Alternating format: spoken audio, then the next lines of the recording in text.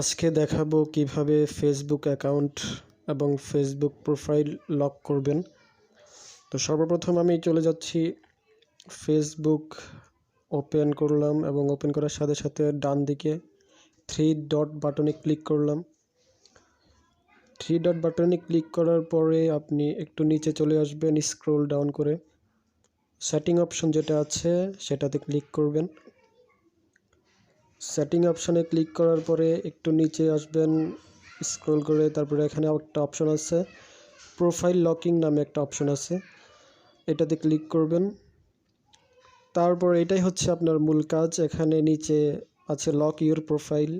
Lock your প্রোফাইলে click করার সাথে সাথে আপনার অ্যাকাউন্টটি এবং আপনার প্রোফাইলটি লক হয়ে যাবে এবং আপনি যে কোনো সময়, আমরা একটু চেক করে দেখুন এখানে বলছে ইউ লকড ইউর প্রোফাইল। তো আপনি যদি